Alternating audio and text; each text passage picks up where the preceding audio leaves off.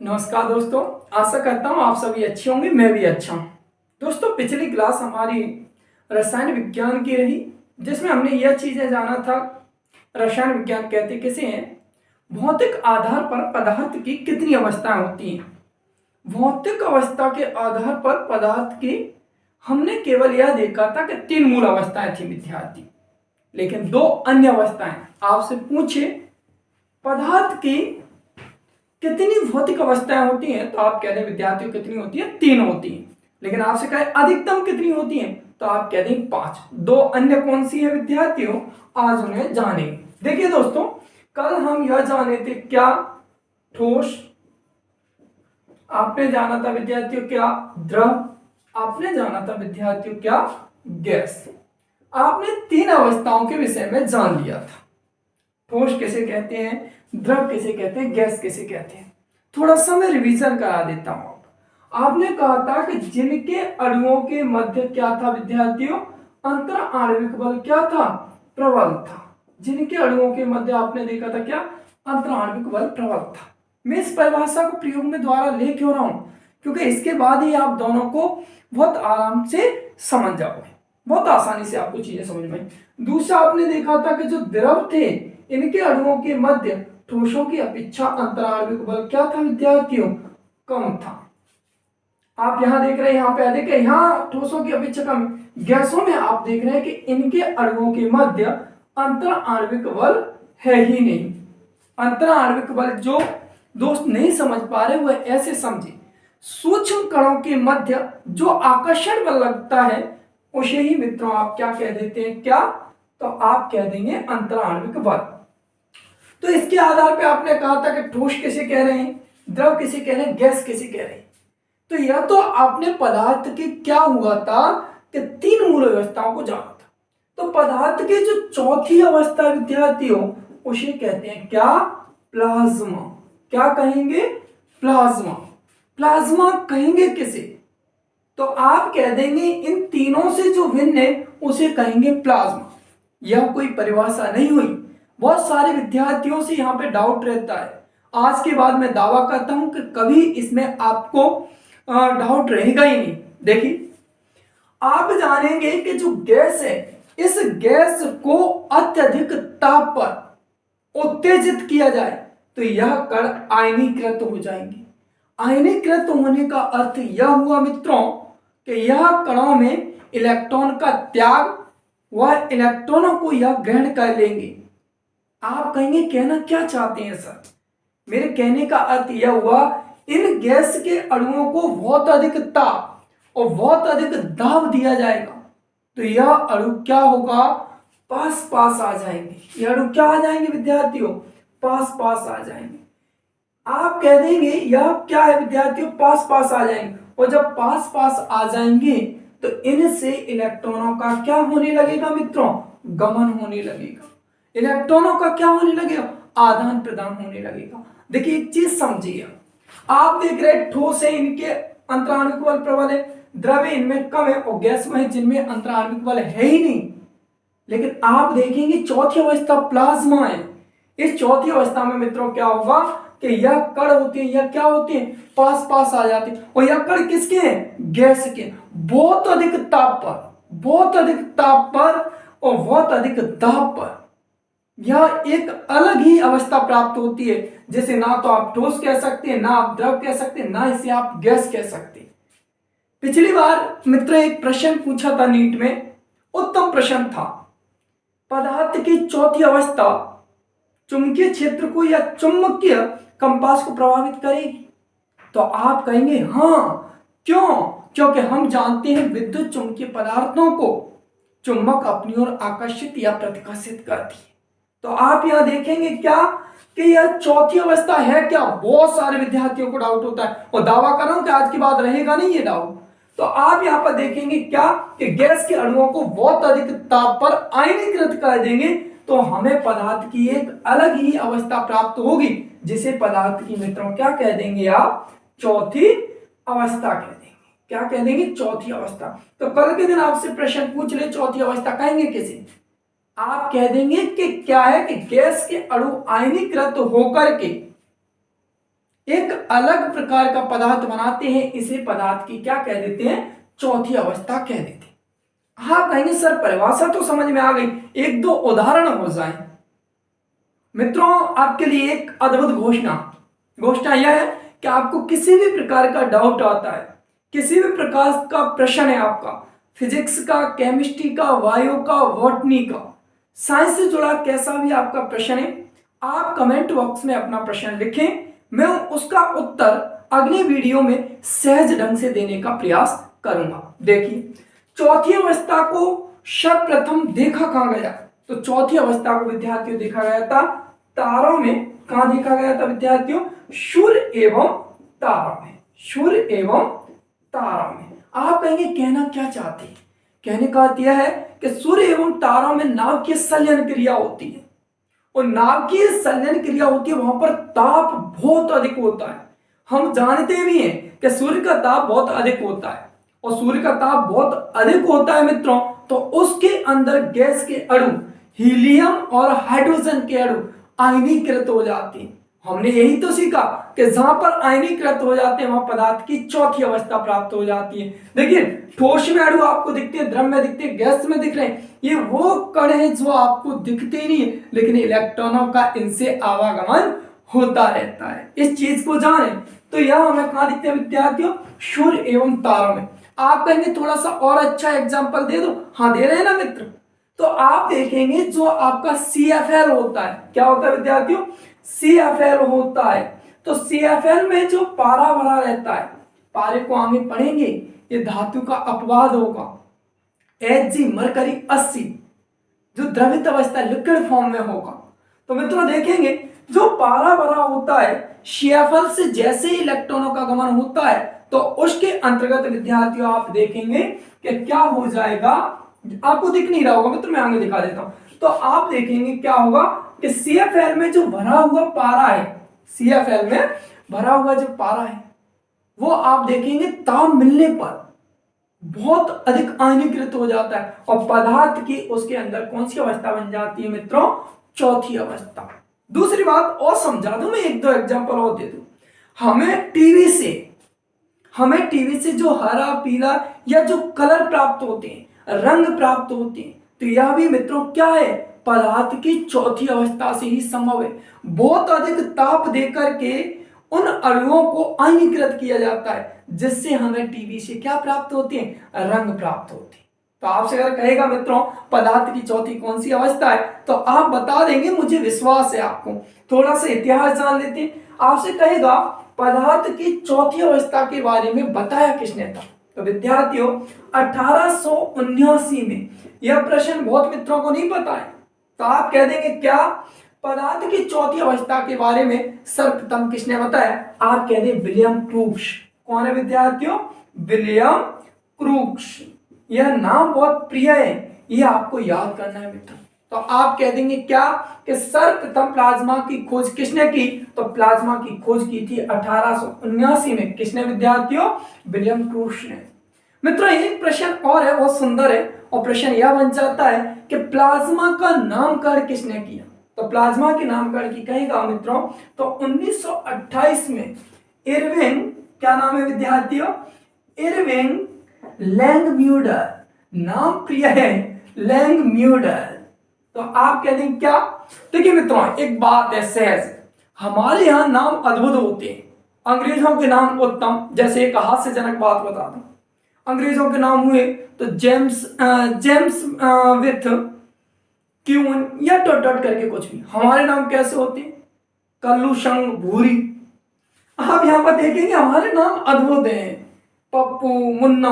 आप इधर देखिए, आप चीजें समझिए। तो आप यहां पर देख रहे हैं विद्यार्थियों क्या, आपसे कहेगा प्लाज्मा की खोज किसने की, आप कहेंगे विलियम क्रूक्स ने। आपसे अगर कहेगा कि इसका नामकरण किसने किया, तो आप कहेंगे इरविंग लैंगम्यूलर ने। तो मैं यह आशा करता हूं कि आप चौथी अवस्था समझे होंगे। आपने जाना था ठोस, द्रव, गैस, एक बार और दोहरान करा देता हूं। आप यहां पर देख रहे हैं क्या कि गैस के अणुओं के मध्य अंतराण्विक बल नहीं है, यह संघनित नहीं है, लेकिन इन्हें इकट्ठा करते हैं या इकट्ठा हो जाते हैं, इनसे इलेक्ट्रॉन गमन नहीं करते। आप यहां पाओगे प्लाज्मा में, तो प्लाज्मा क्या है, इलेक्ट्रॉन गमन करने लगते हैं। यह प्रश्न आप याद रखना। एक और पूछना सुनिए विद्यार्थी, जैसे ही केमिस्ट्री का कंप्लीट चैप्टर होगा मैं उसके बाद एक लंबी श्रृंखला, एक सीरीज आपके लिए लेके आऊंगा। आप विश्वास रखिए इस चीज का। हम पदार्थ की विद्यार्थियों पांचवी अवस्था के विषय में जानते हैं। देखिएगा, ध्यान देंगे। आपने चौथी अवस्था प्लाज्मा जाना, पांचवी अवस्था को हम कहते हैं मित्रों क्या, बीईसी यानी बोस ऑस्टिन कंडक्ट। क्या है हम जानने की कोशिश करते हैं। देखिए मित्रों, मैं आपसे कह दूं पदार्थ की पांचवी अवस्था कौन सी है, तो आप कह देंगे बीईसी है। बीईसी का अर्थ क्या हुआ, बोस ऑस्टिन। क्या है मित्रों, बोस ऑस्टिन, बोस ऑस्टिन कंडेंट। क्या है विद्यार्थियों, कंडेंसेशन, कंडेंसेशन। देखिए मित्रों, समझे आपसे अगर कह दे पदार्थ की पांचवी अवस्था कौन सी है, तो आप कह देते हैं क्या है, बीईसी। यानी इसके पूरे स्वरूप को जानूं तो आप कह देंगे बोस ऑस्टिन कंडेंसेंट, या बोस ऑस्टिन कंडेंसेंट को विद्यार्थी हिंदी में क्या कहते हैं, संघनन कहते हैं। क्या कहते हैं मित्रों, संघनन कहते हैं। अब यह अवस्था है क्या, तो पहले इसके नामकरण को पहले जानते हैं मित्रों, क्योंकि थोड़ा सा खास है। तो 1924 और 1925 में भारतीय मूल के, या भारतीय मूल के नहीं, भारतीय वैज्ञानिक है, हमारे लिए यह गर्व की बात है मित्रों। हमारे इतिहास को दबा दिया गया है। मैं इसी गणात को मैं आगे पढ़ाऊंगा अगली क्लास में आपको। आपके लिए 12 में जी को पढ़ाया जाएगा, आपके लिए अन्य वैज्ञानिकों को पढ़ाएंगे, तब आपको गर्व होने लगेगा भारतीय संस्कृति पे, होना भी चाहिए। देखिए मित्रों, एक हमारे यहाँ है सत्येंद्र नाथ बोस जी। कौन है मित्रों, सत्येंद्र नाथ बोस। याद रखेंगे मित्रों, कौन है, सत्येंद्र नाथ बोस। और दूसरे वैज्ञानिक ये, इन्होंने ऊर्जा का सिद्धांत दिया, सापेक्षता का सिद्धांत दिया था। आधुनिक भौतिकी के पिता भी जिन्हें कहते हैं, उनसे आप भली भांति परिचित हैं। कौन है विद्यार्थियों, अल्बर्ट आइंस्टीन। क्या है, अल्बर्ट आइंस्टीन। कुछ बुकों में आइंस्टाइन भी लिखा है, तो आपको इससे भयभीत तो होना नहीं। देखिए, पदार्थ की पांचवी अवस्था है बीईसी यानी बोस ऑस्टिन कंडेंसेट। इसके बारे में किसने बताया, 1924-25 में भारतीय वैज्ञानिक सत्येंद्र नाथ बोस और अल्बर्ट आइंस्टीन ने। यह तो इसके इतिहास के विषय में जानकारी हुई। अब हम जानते हैं कि बीईसी क्या है। देखिए, बीईसी को जानने से पहले मैं यह बता दूं, दोहरा चौथी अवस्था का एक उदाहरण देके आपको समझाऊं, जिससे आपको पांचवी अवस्था समझने में मित्रों दुविधा होगी नहीं। चौथी अवस्था को एक बार दोहरान करा देता हूं। मैं यह कह दूं, कोई बर्फ है।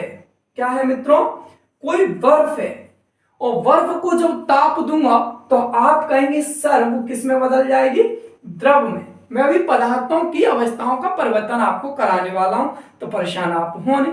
ठोस को द्रव में बदलना, द्रव को गैस में बदलना, गैस को ठोस में बदलना, पुनः अलग अलग फॉर्मेट आपको कराता रहूंगा, तो ध्यान देना। तो आप देखिए, मैंने बर्फ को ताप दिया तो वो किस में बदलेगी, द्रव में, जल में बदल जाएगी। और जब जल को मैं ताप दूंगा तो आप कहेंगे कि वो गैस में बदल जाएगी। और आपने तो यही जाना है कि पदार्थ की 3 भौतिक अवस्थाएं, चौथी जानते हैं मित्रों। आपने बर्फ को ताप दिया तो किस में बदल गया, द्रव में, और द्रव को ताप दिया तो वो किस में बदल गया, गैस में। अब क्या करें, क्या कोई अवस्था प्राप्त हो सकती, हाँ मित्रों। देखिए, अब इस गैस को बहुत अधिक आपने ताप दे दिया मित्रों, तो आप देखेंगे कि वह पदार्थ की कौन सी अवस्था बन जाएगी, चौथी बन जाएगी विद्यार्थियों। कौन सी, प्लाज्मा। कौन सी बन जाएगी, प्लाज्मा अवस्था। तो आपने देखा था यह फॉर्मेट कैसे चेंज हुआ। अब यह तो चौथी अवस्था है, मैं तो बात कर रहा हूं पांचवी अवस्था कौन सी, तो आप यहीं से समझेंगे। एक और बात मैं आपसे यह कह दूं विद्यार्थियों कि यह कोई द्रव है। क्या है मित्रों, कोई द्रव है, और उस द्रव को क्या करें, आप ताप दें, तो आप कहेंगे ताप देने पर वह किस में बदलेगा मित्रों, हम कह देंगे कि वह बदलेगा किस में, गैस में। किसी द्रव को आप ताप देंगे तो वो किस में बदलेगा, गैस में। पुनः मैं एक और बात कह दूं, क्या कि गैस को अगर अपन ताप दें, कैसा, ठंडा ताप। अगर हम यह कह दें कि ठंडा ताप दें, 0 सेल्सियस डिग्री ताप पर अपन इसे क्या करें, ठंडा करें, तो आप कहेंगे कि यह गैस किस में बदल जाएगी, द्रव में। जब द्रव से गैस में बदलना है तो गैस भी तो किस में बदलेगी, द्रव में। लेकिन अब एक चीज जानना, पांचवी अवस्था है क्या? पांचवी अवस्था यह है विद्यार्थियों कि किसी गैस को संघनित करेंगे तो द्रव में बदलेंगे, लेकिन किसी गैस के 1,00,000 या मैं यह कह दूं वायु के घनत्व की परिभाषा समझना विद्यार्थियों, फिर मैं उदाहरण समझाऊंगा। वायु के कम घनत्व के 1,00,000 भाग के बराबर किसी गैस को क्या करें विद्यार्थियों, 0 सेल्सियस डिग्री ताप पर ठंडा करें या -273.15 केल्विन ताप पर क्या करें विद्यार्थियों, ठंडा करें। दोबारा समझिए, किसी गैस के अणुओं को वायु के कम घनत्व के 1,00,000 भाग के बराबर हिस्से को कितने ताप पर, 0 सेल्सियस डिग्री ताप पर या -273.15 केल्विन ताप पर ठंडा किया जाए तो वह एक अन्य अवस्था प्राप्त होगी। उस अन्य अवस्था को ही मित्रों आप क्या कह देंगे, बीईसी अवस्था या बॉस-आइंस्टीन कंडेंसेशन, या आप कह दोगे बॉस-आइंस्टीन संघनन अवस्था। आप क्या सीखे, मैं एक बार दोहरान करा रहा हूं। मैं कह रहा हूं कि किसी गैस को आप अगर ठंडा करेंगे तो द्रव में बदलेगी, लेकिन ना किसी गैस के 1,00,000 वायु के घनत्व से तुलना कीजिए, उसकी वायु के घनत्व के 1,00,000 भाग के बराबर आप क्या कर रहे हैं, उसे अगर ठंडा कर रहे हैं तो वो किस में बदल जाएगा, तो आप कहेंगे ना तो वो द्रव रहेगा ना वो गैस रहेगा। तो द्रव और गैस के बीच की जो अवस्था होगी, द्रव और गैस के बीच की जो अवस्था होगी उसे ही मित्रों क्या कह देंगे, पदार्थ की पांचवी अवस्था कह देंगे। तो आपसे अगर कहेगा पदार्थ की पांचवी अवस्था कौन सी है, तो आप कह दें पदार्थ की पांचवी अवस्था कौन सी है, बीईसी है। आपसे कल के दिन अगर ऐसे प्रश्न बन जाए तो मित्रों आप इसे क्या कर दोगे, बहुत आसानी से सॉल्व कर देंगे। तो हमने अब तक यह जाना पदार्थ की अधिकतम कितनी अवस्थाएं हो सकती हैं, तो आप कहेंगे 5 भौतिक अवस्थाएं हो सकती हैं। कम से कम या मूल कितनी होंगी, 3 अवस्थाएं होंगी। इनसे जुड़े प्रश्न विद्यार्थियों आप जानेंगे। स्क्रीनशॉट करने की बात मैं इसलिए नहीं कह रहा हूं, एक एक प्रश्न आपको आसानी से करा रहा हूं। आगे देखते हैं विद्यार्थियों। तो मित्रों अब तक हम यह जाने कि पदार्थ की कितनी अवस्थाएं होती हैं। अब यह जानेंगे कि पदार्थ की अवस्थाओं में परिवर्तन कैसे होता है। जैसे एक सुंदर सा प्रश्न आपसे पिछले एग्जामों में आता था, अब मुझे ऐसा लगता नहीं है खासा के क्वेश्चन बनेगा, लेकिन फिर भी एक प्रश्न रहता था कि तीनों अवस्थाओं में पाए जाने वाला पदार्थ कौन सा है। विद्यार्थी कहते थे जल। ऐसा सही भी है, क्योंकि यह ठोस अवस्था में भी रहता है, द्रव अवस्था में भी रहता है और ताप देने पर यह वाष्पित भी हो जाता है। मैं प्रश्न कराऊंगा, पहले आप परिभाषाओं से जुड़े। हम देखेंगे अवस्थाएं हमने कौन देखी थी विद्यार्थियों, ठोस, हमने देखा था क्या, द्रव, हमने देखा था मित्रों क्या, गैस। यह अवस्थाएं हमने देखी थी। अब अवस्थाओं में परिवर्तन देखेंगे। तो क्या कोई ठोस द्रव में बदल सकता है मित्रों, आप कहेंगे हाँ। तो यही तो अवस्थाओं का परिवर्तन आपको जानना है। तो देखिए ठोस का द्रव में बदलना क्या कहलाता है, तो आप कहेंगे ठोस का द्रव में बदलना क्या कहलाएगा, आप कह देंगे क्या, ठोस का द्रव में बदलना कहलाएगा गलन। क्या कहलाएगा मित्रों, गलन। अगर कोई ठोस कैसे में बदल रहा है, द्रव में बदल रहा है, तो आप इस प्रक्रिया को कह देंगे क्या, गलन। जैसे आप यह समझे, मैं यह कह दूं कि कोई बर्फ है और बर्फ को मैं क्या कर दूं, द्रव में बदल दूं, लिक्विड फॉर्म में बदल दूं, तो इस क्रिया को क्या कहेंगे मित्रों, गलन कहेंगे। लेकिन ऐसा संभव कैसे, तो आप कह देंगे वह ताप जिस ताप पर कोई ठोस किस में बदल जाए, द्रव में बदल जाए। वह ताप जिस ताप पर कोई ठोस द्रव में बदल जाए, उस ताप को कहते हैं क्या, गलनांक। क्या कहते हैं विद्यार्थियों, तो आप कह देंगे गलनांक। गलनांक कहेंगे किसे, गलनांक वह ताप है जिस ताप पर कोई ठोस किस में बदल रहा है, द्रव में बदल रहा है। और वह प्रक्रिया, वह क्रिया क्या है, वह अवस्थाओं की क्रिया क्या है, तो आप कह देंगे अगर कोई ठोस द्रव में बदल रहा है तो इस क्रिया को कह देंगे क्या, गलन कह देंगे। आप कहेंगे एक एग्जांपल से समझाइए। देखिए यह बर्फ है मित्रों, ये ग्लेशियर है, ये क्या है, ग्लेशियर बने हुए, और इसे जब ताप मिला तो ताप मिलने पर यह ग्लेशियर पिघलने लगेंगे और यह द्रव के रूप में बहने लगेंगे। तो वह ताप, जिस ताप पर यह ग्लेशियर या बर्फ पिघले, उस ताप को कहेंगे क्या, गलनांक। और वह क्रिया जिसमें कोई ठोस द्रव में बदलता है, उस क्रिया को क्या कह देंगे, गलन कह देंगे। क्या कह देंगे, गलन कह देंगे। कुछ विद्यार्थी इस बात को एक अलग ढंग से भी कह देते हैं। क्या कह देते हैं, सीधा कह दे, कोई ठोस अगर द्रव का रूप ले लेता है तो उसे गलन कह देते हैं। वह ताप जिसमें कोई ठोस द्रव में बदलता है, उस ताप को ही क्या कह देते हैं, गलना।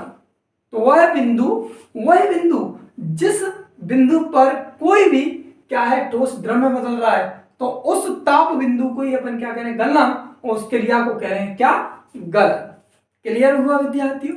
आगे बढ़ते हैं। देखिए, अगर कोई द्रव किस में बदल रहा है मित्रों, गैस में। कोई द्रव किस में बदल रहा है, गैस में। तो कोई द्रव जब गैस में बदलता है तो उस क्रिया को क्या कह देते हैं, आप कहते हैं सर, उसे कहते हैं बाष्पीकरण। क्या कह देते हैं, बाष्पीकरण। उस क्रिया को क्या कह रहे हैं, बाष्पीकरण। जैसे यह जाने कोई द्रव है और द्रव किस में बदल रहा है, गैस में बदल रहा है। और द्रव मित्रों जब कोई गैस में बदलेगा तो उस क्रिया को क्या कह देते हैं, उसको कह देते हैं वाष्पीकरण। एक प्रक्रिया से समझा। मैं यह कह रहा हूं कि यह क्या है, कोई बर्तन है और इस बर्तन में कोई जल भरा हुआ है और आप इसे ताप देंगे और ताप देने पर यह अणु क्या है, ये जल के अणु वाष्पित हो जाएंगे। क्या हो जाएंगे, वाष्पित हो जाएंगे। तो वह क्रिया जिसमें द्रव किसमें बदलता है, कोई द्रव किसमें बदल गया, गैस में, उस क्रिया को कहते हैं बाष्पीकरण।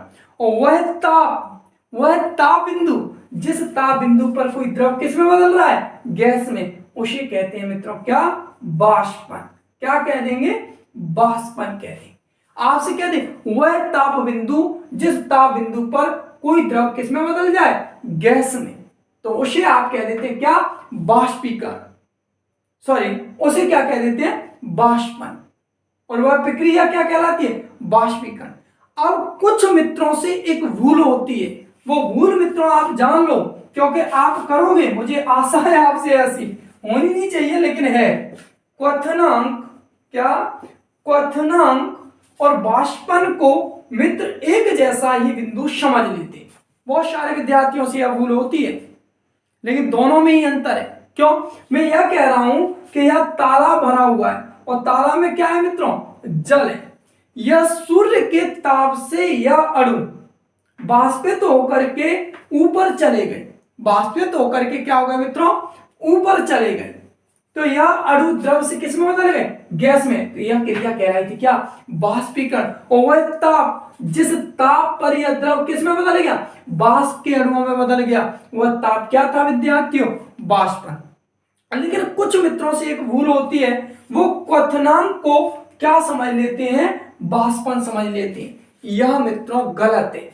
बाष्पन अलग है और क्वथनांक अलग है। पहले क्वथनांक की परिभाषा समझते हैं, फिर मैं उदाहरण से समझा। देखिए क्वथनांक क्या है मित्रों, तो क्वथनांक के लिए आप यह जाने, कोई भी पदार्थ है, कोई भी द्रवित पदार्थ है, तो उसका बाष्पन दाब, क्या, कोई भी द्रवित पदार्थ है उसका बाष्पन ताप वायुमंडलीय ताप के या दाब के समतुल्य होता है, तो उसे विद्यार्थियों क्या कह देते हैं, क्वथनांक। आप कहेंगे बात को समझ आई नहीं, मुझे भी नहीं आ रही, आपको सहन नहीं करना है मित्र। हमें रटने वाली पढ़ाई नहीं करनी है, हमें सिलेक्शन वाली पढ़ाई करनी है। और सिलेक्शन वाली पढ़ाई कब होगी, जब आप मेरे साथ मेहनत करोगे। मित्रों जीवन में सक्सेस इसलिए नहीं मिलती कि आप पढ़ कितना रहे, सक्सेस तब मिलती है जब आप उसके लिए कितना समर्पित है।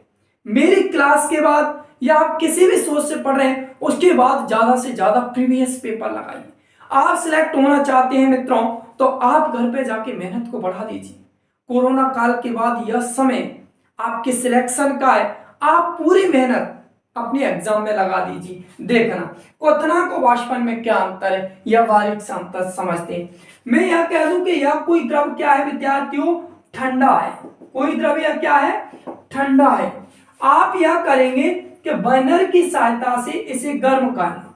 जब आप गर्म करेंगे तो इस द्रव के अणु जो नीचे वाले इन्हें पहले ऊर्जा मिलेगी, और पहले ऊर्जा मिलेगी तो जो कण होते हैं द्रव के, यह ऊर्जा प्राप्त करके मित्रों कहां जमा हो जाते हैं, हल्के हो जाते हैं।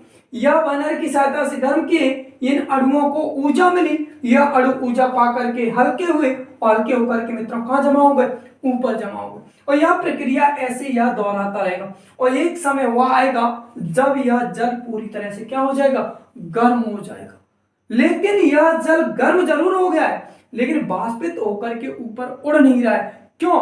क्योंकि वायुमंडल का ताप, क्या, वायुमंडल का ताप और इस जल का ताप समतुल्य है, दोनों का एक बराबर है।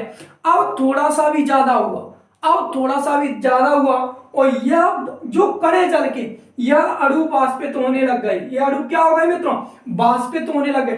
तो यह तो ताप क्या कहलाता है, वाष्पन। लेकिन यह अणु जो पूरा ये ठंडा पानी था, यह गर्म हुआ, यानी कि वायुमंडल के ताप के बराबर इस जल का ताप हुआ। इसे कहते हैं क्या, क्वथनांक। तो बहुत सारी बुकों में यह भूल है कि ताप, क्वथनांक और वाष्पन एक है ना। क्वथनांक किसी द्रव का वह ताप बिंदु है जो वायुमंडलीय दाब के या ताप के बराबर होता है। क्या मैं बात को अपनी क्लियर कर पाया? मैं यह मानता हूं कि आप मेरी बात समझो। अगर आपको ये क्वथनांक वाली बात समझ में नहीं आ रही तो एक उदाहरण प्रयोग में लेता हूं। जब आप किसी भंडारे में लाइन में लगे हुए विद्यार्थी, हम लगते हैं स्टूडेंट लाइफ ऐसी है मित्रों, आप ऐसा होता है खाना बनाने से अपन कतराते हैं, तो इस दौरान अगर आप भंडारे में लाइन में लगे, आपको पहले पूड़ी मिल गई, तो हमारी योजना यह रहती है कि द्वारा मिल जाए, तो हम क्या करेंगे कि पहले पूड़ी मिल गई तो जाके क्या करेंगे, पीछे से द्वारा लग जाए। ठीक है, ऐसे ही यहाँ इनको पूड़ी मिल चुकी है, और यह पूड़ी मिलने के बाद ये कहां पहुंच गए, ऊपर पहुंच गए, हल्के हो गए। वह ताप, जिस ताप क्या है, यह पूरा का पूरा जल जो ठंडा था ये क्या हो जाए, गर्म हो जाए। तो आप यहां से समझे इस चीज को, क्वथनांक और वाष्पन। तो द्वारा समझा। गलन वह प्रक्रिया है जिसमें कोई ठोस द्रव में बदल जाए, और वह ताप, जिस ताप पर कोई ठोस द्रव में बदलता है उस ताप को कहते हैं गलना। कोई द्रव गैस में बदल रहा है, कोई द्रव गैस में बदल रहा है मित्रों, तो यह क्रिया कहलाती है बाष्पीकरण। और वह ताप बिंदु जिसके कारण कोई द्रव गैस में बदल रहा है उसे कहते हैं क्या, वाष्पन। क्या मैं क्लियर कर पाया मित्रों? तो आगे देखते हैं। हम यह मानते हैं कि ये बातें आप पूरी समझ गए होंगी। तो मित्रों आगे बढ़ते हैं। अब हम देखेंगे किसी गैस का किस में बदलना, द्रव में बदलना। किसी गैस का द्रव में बदलना, और द्रव का मित्रों किस में बदलना, ठोस में बदलना। यह भी है, हम पढ़ क्या रहे हैं, पदार्थों की अवस्थाओं में परिवर्तन। तो अभी तक हमने सिर्फ यह जाना था कि ठोस का द्रव में बदलना, द्रव का गैस में बदलना। तो यह भी तो हो जाएगा कि कोई गैस किस में बदलेगी, द्रव में बदलेगी। आपसे एक प्रश्न पूछता है, बहुत उच्चतम पेपर में क्वेश्चन बनता है मित्रों, आपसे कहता है बादल का बनना कौन सी अवस्था का परिवर्तन है। आज के बाद आपको यह भूलोगे नहीं। आपसे अगर कह दे मित्रों कि लोहे का द्रवित अवस्था में बदलना कौन सी क्रिया है, तो आप यहां से समझेंगे, बहुत महीन बातें कर रहा हूं। किसी गैस का द्रव में बदलना, किसी गैस का द्रव में बदलना कहलाता है मित्रों क्या, संघनन। क्या कहलाता है, संघनन। कोई गैस किस में बदल रही है मित्रों, द्रव में बदल रही है, तो इस प्रक्रिया को अपन क्या कह देते हैं, संघनन। आप यह समझिए मित्रों, आपसे अगर कह दे कि कोई गैस किस में बदल रही है, द्रव में बदल रही है, तो इस क्रिया को क्या कह देते हैं, संघनन कह देते हैं। आपसे मित्रों यह पूछ सकता है कि किसी गैस का द्रव में बदलना क्या कहलाता है, संघनन। आप कहेंगे कि इस ताप को क्या कहते हैं, आप इस ताप को याद ना रखिए। क्यों? क्योंकि आप देख रहे थे कि जो द्रव था उस द्रव का गैस में बदलना कहला रहा था क्या, बाष्पन। इसे भी विद्यार्थियों क्या कहते हैं, बाष्पन कहते हैं। लेकिन यह कोई सही परिभाषा नहीं हुई। इसमें सिर्फ क्या है कि ताप का मान कम हो जाता है। आप यह देखेंगे क्या कि कोई गैस किस में बदल रही है मित्रों, द्रव में बदल रही है, तो इसे कह देते हैं क्या, संघनन। आप कहेंगे थोड़ा सा उदाहरण से समझाएं मित्रों, तो आप यहां पर चीज ऐसे समझेंगे कि आप यह देख रहे थे क्या कि यह कोई तालाब है। मित्रों आपको शायद ना दिख रहा होगा, मैं यहां दिखाने की कोशिश कर, यह कोई तालाब है और तालाब को विद्यार्थियों क्या दिया गया, ताप दिया गया, सूर्य का यह ताप है और सूर्य के ताप से यह अणु क्या हो गए मित्रों, वाष्पित हो गए। मैं ताप को समझाने की कोशिश कर रहा हूं। और यह वाष्पित कब हुए मित्रों, जब आपने देखा था कि बाष्पन वह ताप था जिस ताप पर द्रव किस में बदल गया था, वाष्प में। अब यह कह दूं कि इस वाष्पन का मान क्या हो जाए, कम हो जाए।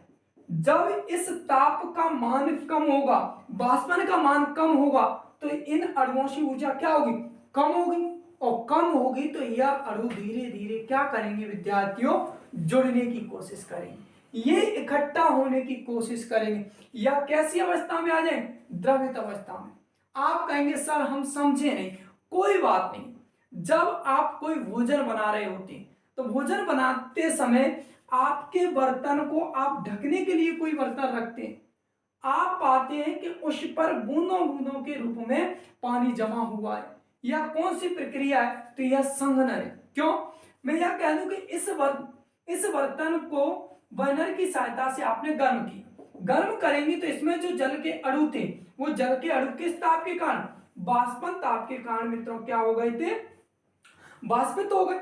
और आपने देखा वाष्पित होकर के ऊपर गए और धीरे धीरे ठंडे हुए तो ये किस में बदल गए, द्रव में। ठीक बादलों के बनने की प्रक्रिया को भी आगे मैं बताने ही वाला हूं, आगे समझ। आप देखेंगे कि किसी द्रव का किस में बदलना, ठोस में बदलना। किसी द्रव का ठोस में बदलना क्या कहलाता है विद्यार्थियों, तो आप कह देंगे हिमीकरण। क्या कहलाती है प्रक्रिया, हिमीकरण। और वह ताप, जिस ताप पर कोई मित्रों क्या है, द्रव ठोस में बदल जाए उसे कहते हैं विद्यार्थियों क्या, हिमांक। क्या है मित्रों, हिमांक वह ताप बिंदु है या हिमांक वह ताप है जिस ताप पर कोई द्रव किस में बदल जाता है, ठोस में। और आप यहां से कहेंगे कि किसी द्रव का ठोस में बदलना क्या कहलाता है, आप कह दोगे मित्रों क्या, हिमीकरण कहलाता है। तो आपसे अगर कहेगा यहां से क्या, कि किसी गैस का द्रव में बदलना संघनन और द्रव का ठोस में बदलना क्या कहलाएगा मित्रों, हिमीकरण कहलाता है। और वह ताप जिस ताप पर कोई द्रव किस में बदल जाए, ठोस में बदल जाए, तो उसे कह देते हैं क्या, हिमा।